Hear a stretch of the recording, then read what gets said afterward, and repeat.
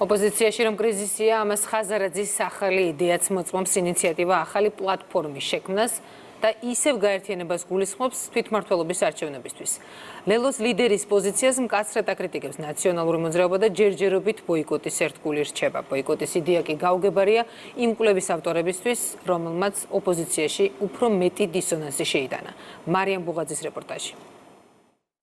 უშანსოდ დარჩენილი ოპოზიცია არათანმიმდევრულობაში საკუთარი რიგებიდან ამხილეს. მათივე მხარდამჭერისა და სოციოლოგისთვის გაუგებარია ის მიზეზი, რის გამოც ოპოზიციის ნაწილი თვითმმართველობის არჩევნებში მონაწილეობაზე უარს ამბობს. პარალელურად კი ახალ საპარლამენტო არჩევნებს ითხოვს. ეს მაშინ, როცა კვლევებმა აჩვენა, რომ ამ მომრჩეველთა უმეტესობის დაკვეთა სწორედ თვითმმართველობის არჩევნებია. კაჭკაჭიშვილის მოსაზრებას მხარდამჭერები პარტია ლელოში გამოუჩნდნენ. ადგილობრივ არჩევნებში მონაწილეობას აზრი არ აქვს, რადგან ქოცნება იმ შედეგს დაწერს, რაც აწყობს.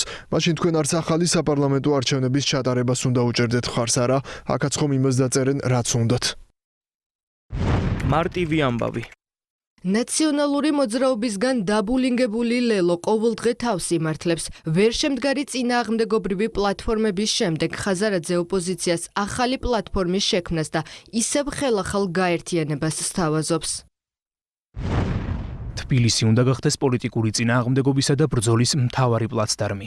პარადოქსია, რომ ახლა ნაციონალური მოძრაობიდან ლელოს თანმიმდევრულობისკენ მოუწოდებენ, პოლიტიკურ კრიზისს კი არ აღიარებენ. მსჯელობა გნებავთ იყოს მწვავე დისკუსია, არ ნიშნავს ერთმანეთში დაპირისპირებას. საბოლოო ჯამში მივალთ ამ სწორ დასკვნამდე, რომ უნდა ვიყოთ თანმიმდევრულები.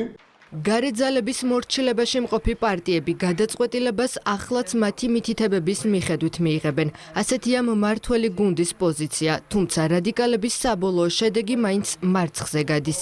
მათი მიზანი არის არა ის, რომ ადგილზე მოსახლეობას რაიმე სიკეთე მიუტანონ, არამედ თავადაც წამოწდათ, რომ მათი მიზანი არის, რომ იქნებს სადმე რაღაც წარმატებას მიაღწიონ, რომ უფრო მეტი კრიზისი შექმნას. ჩვენ ერთ-ერთ ამის უნდა დავაკვირდეთ, რა დაკვეთები მოდის და ამის მიხედვით გავშიფროთ ხოლმე მათი ნასაუბრები. იმიტომ ეს არ არის მათი გონის და ტოპ-ტვინის, ასე ვთქვათ, ნახარში და შედეგი, ეს არის გარედან მიღებული დავალების შედეგი. ერთმანეთის მიმართ მეორეა ბრალდება, საბოლოო ჯამში ბუნებრივია, რომ ყველა ეს რადიკალური ოპოზიციის წარმომადგენლები მიიღებენ იმ გადაწყვეტილებას, რომელიც დავალების მიმსვლელისგან იქნებათ მიღებული. როგორც არ უნდა ჩამოყალიბდნენ, იქნება ეს გაერთიანება, ვინმე ინდივიდუალურად გადაწყვეტს რადიკალური ოპოზიციიდან არჩევნებში მონაწილეობას, რა თქმა უნდა, მათ პოლიტიკურ